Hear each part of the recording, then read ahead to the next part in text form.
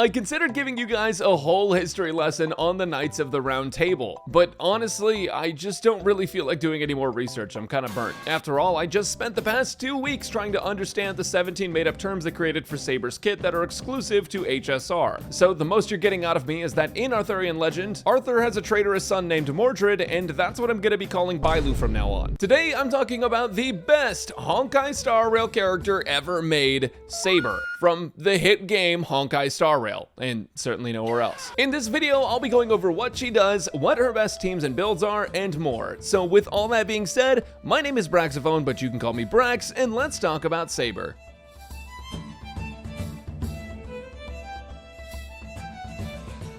After writing the Archer video, this one made my eyes glaze over and my brain shut down. Saber's skill descriptions are longer than the Fate visual novel and include multiple different buffs and counters to make sure that you're too confused to zero cycle. I want to make sure that you guys really get this stuff, so no jokes, no funny ha-has, and if you laugh, you die in real life. This is a character where you need 360 energy to ult, which is called a Noble Phantasm, by the way, except sometimes she actually doesn't need 360 energy, because if you have close enough energy and stacks, then she can just attack again and instantly get it, and then after she ults, she gets energy back based on the amount she overcapped on. Meanwhile, she's still counting stacks to get more hypothetical energy, so if that wasn't confusing to you, you're probably fine, but if it was, you should probably keep watching this video. Saber is an energy-focused character. Her entire gimmick revolves around gaining energy to use her ultimate, which is an overwhelming majority of her damage, and it's also so beautifully done, by the way. To help in getting 360 energy, she has a mechanic called Core Resonance. As stated in Saber's talent, every Core Resonance counts for 8 hypothetical energy, and Saber gains 1 at the start of battle and 3 per ultimate. I'm calling it hypothetical energy because, well, it's hypothetical, as in, what if I hypothetically ulted your house?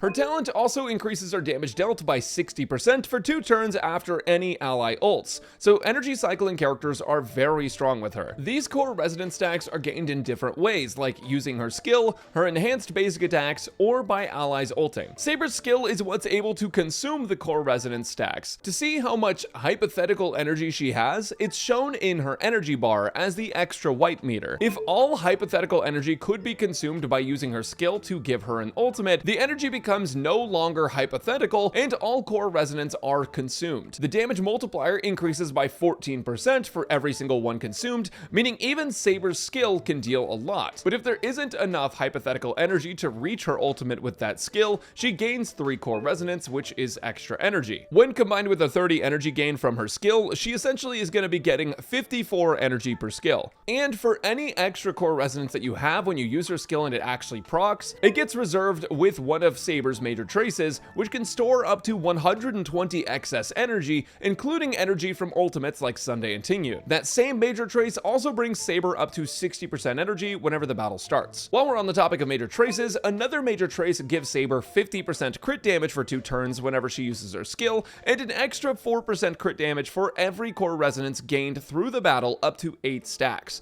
So in total, an extra 82% crit damage from this one major trace alone. I feel like at this point we're only a couple of years away from a character giving themselves 1000 crit damage because they tied their shoe today. Saber's Noble Phantasm is absolute cinema.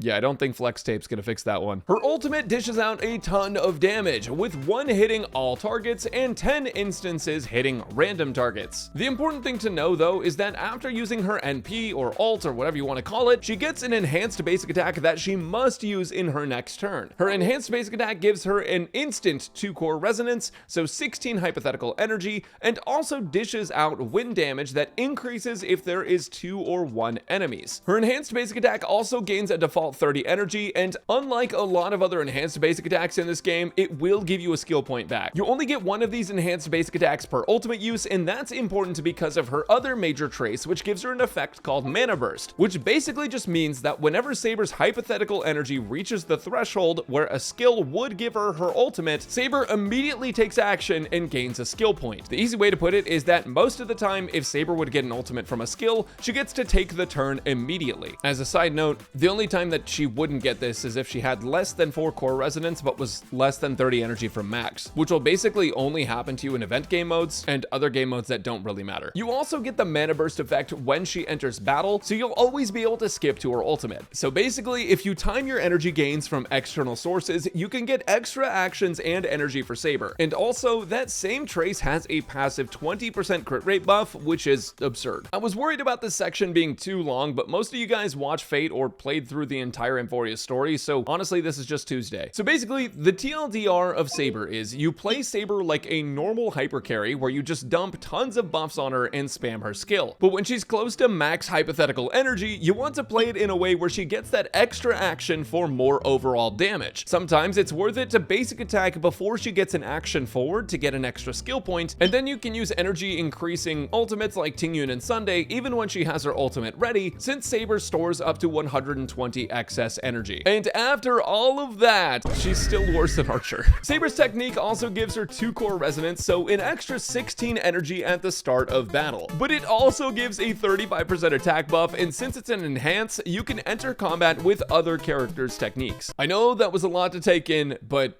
it's not like it's the first time. For Saber's talent priority, a majority of her damage comes from her ultimate and skill, so I'd recommend leveling those first, then her basic attack and talent, but honestly, all of them help her damage a ton, so just max everything. I'm sure if you're a Fate fan, that was gonna happen anyways.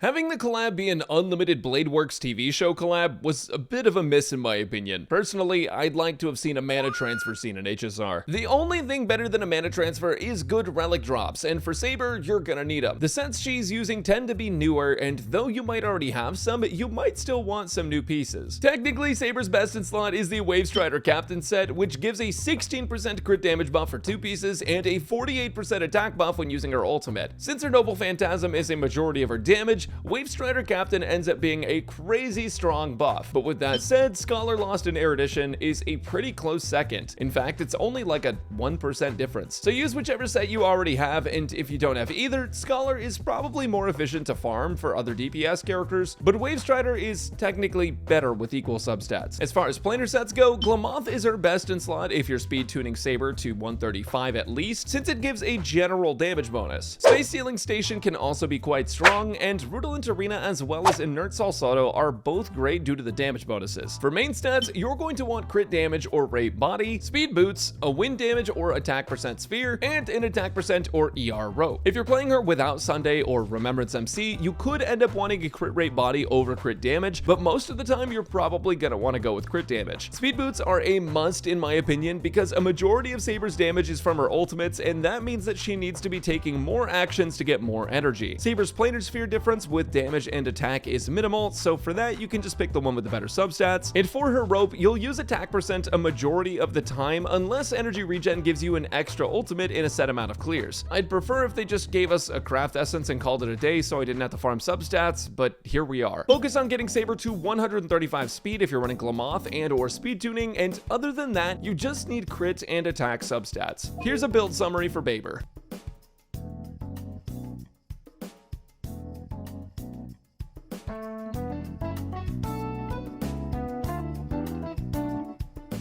I thought that craft essence didn't exist in HSR, but if that's the case, what are light cones? I mean, they're a card-shaped image that gives a bunch of stats and an effect. They're kind of like the same thing. For Saber's craft essence, you technically do have a couple okay free-to-play options, but with the amount of characters that want the best free-to-play light cone, you might be out of luck. But first, let's go over her premium light cones. First off, her signature, a Thankless Coronation, which the lore of is kind of sad by the way, gives Saber a 36% crit damage buff, a 40% attack buff when using her ultimate, and at the moment, just for Saber specifically, another 40% attack buff for 2 turns. It's a ridiculous amount of buffs on one light cone, but it doesn't end up being game breaking or anything. Her next best light cone option is Fine on Signature for its high base attack and defense ignore, but other than that, you might as well use On the Fall of an Aeon since it's going to be the best free to play option and the 3rd best option overall. Since we only have one Aeon though, you might need to use a different destruction light cone, and if you do, I'm sorry. But some of the other options you could be looking at are star brighter than the sun,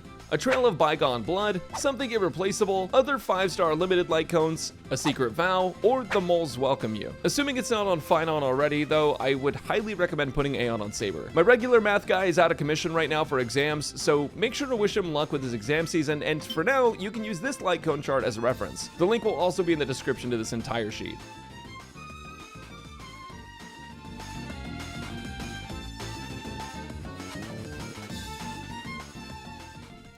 Okay, so I just gotta go change my name to Real Saber. What do you mean? Hey guys, welcome to the team section for the Saber build video. Ignore the fact that I have Remembrance Trailblazer out. Their name is actually Real Saber, or it would be if I could rename them from Archer. Anyways, don't worry about that. This is Saber. Saber actually has quite a versatile lineup of supports, considering that some of her better supports are also free-to-play friendly. However, the damage and power that she gains with premium supports is pretty significant, so I'm going to be going over all of that with you guys today. Let's get into it. First off, this is going to be the Saber premium team with Sunday, Robin, and Huohuo. Now, this team really only works at maximum effectiveness if Sunday does have his light cone to help you out with skill points, but because Saber does get the skill point with her action forward, you can sacrifice a couple skills here and there if you need to in order to use Sunday's action forward and make sure that Saber is able to skill with those buffs. Robin is great for all of the amazing buffs she gives and for the action forward. You want Saber taking as many actions as she possibly can, and with Sunday and Huohuo, you do have a lot of turn manipulation on Saber just because you can choose when she's able to take that extra action forward in her kit. So this team is absolutely amazing and sees really high damage, really solid damage overall, and I'm a big fan. However, you can also replace Robin with someone like Tribby if you don't have her. Tribby is also great here as well, and I'll go over the other supports you can use. But if you're looking for a more free-to-play friendly setup, if you don't have any of these, you can technically run her with Bronya, and you can also run Tingyun with her just because Tingyun is able to give energy to Saber, and that is really big. Gallagher is a super SP positive support. He has cleanse and everything in his kit, and he's just really great. Now, if you have a super fast Gallagher and a super fast Tingyun, then Bronya can work, but I highly recommend if you're going to be playing Bronya with her that you do have some Eidolons activated. Specifically, if you have her E1 and if you have her signature light cone right here, this is going to make it a lot easier to manage skill points on Saber with Bronya. Bronya is not going to be as good as Sunday, and in fact, Sunday is going to be significantly better than Bronya just for the energy help alone that Saber can really use. But Bronya and Saber can work together. It's just a little bit harder to manage, and because Saber doesn't get extra turns, she still takes regular full actions. Tingyun will run out of buff very quickly, so that can be a bit of a challenge. But if you're playing this game free to play, I can imagine that you already have a grasp on these sort of things. Another character you can run instead of Bronya if you want to is you can actually run Hanya. She is going to be a relatively ignore her level. She's going to be a relatively helpful 4-star for you in terms of gaining skill points, getting an attack buff, and getting some speed as well. So Hanya is pretty good, but I highly recommend using an action forward character and speed tuning them. If you don't have Sunday yet and you want to play Saber, I would really recommend you to try and get Sunday if you can, and his signature light cone does help out a lot if you have the pulse to spare, but he can be played without it, so don't sweat it if you don't have it. After all, if SP is a problem, you don't have to play Huohuo here. You could just play Gallagher super fast, and that would basically solve your problem. Now, other supports that you can run are going to be characters like Silverwolf, Cypher, Tribby, who I already mentioned, and Sparkle. Now, Silverwolf and Cypher are not going to be as helpful if you're playing Wave Strider, just because you do want your allies to target Saber with an ability, and neither of these characters do that. Hanya does it with her ultimate, but she's not going to do it with the rest of her kit, so there's going to be a little bit of fall off there. Tribby is great, as mentioned before, for the increased damage taken on enemies, and then Sparkle I have up here because you can actually play Saber with 0 speed and then play Sparkle super fast to get Saber her actions and not have to worry about skill points. It's not going to be as good as someone like Sunday, but Sparkle can be pretty dang good if you do have her. You just want to play her at like 161 speed and then bring Saber forward as much as possible. And then lastly, we have the TikTok team. This is probably what you'll see when you go scroll TikTok after this character comes out. Now, if you'll excuse me, I have to go take out a loan to make sure I can E6 this character.